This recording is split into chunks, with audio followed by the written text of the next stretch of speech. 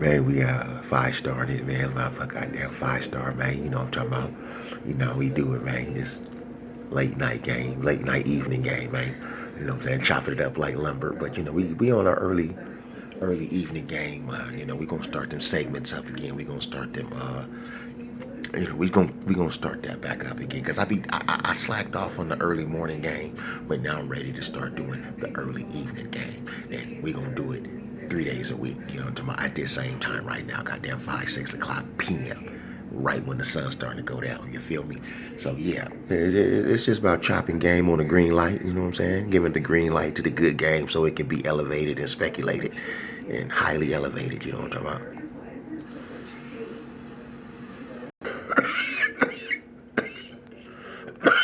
You know, people want to know, or they want to ask the question, why is there so much hate in the world now? Well, it's been hate, but why is there so much at a high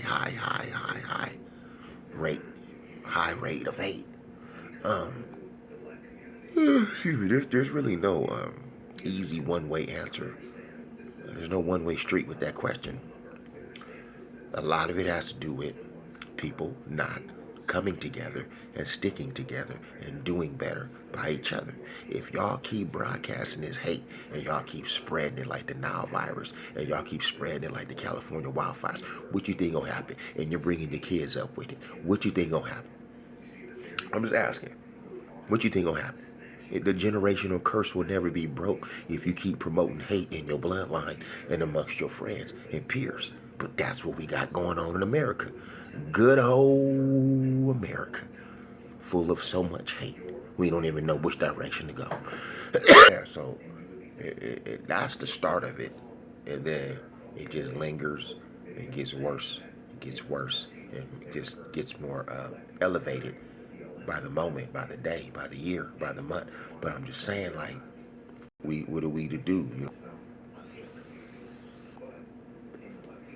And then another thing that brings turbulence and brings frustration, sometimes can be disastrous, is population.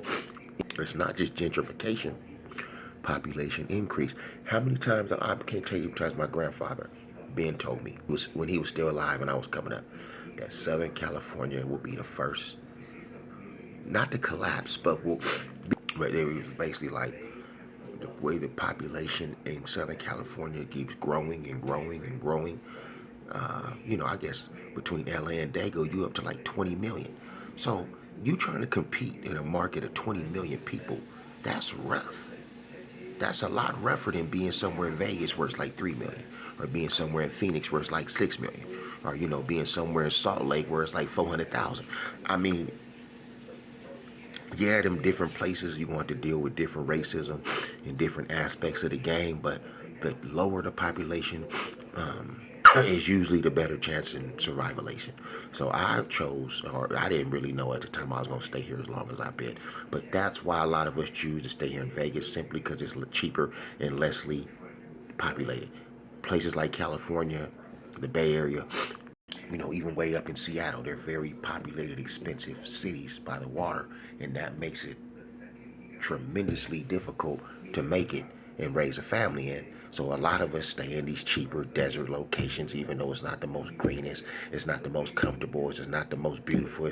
But if for survival reasons, just trying to get by, it works.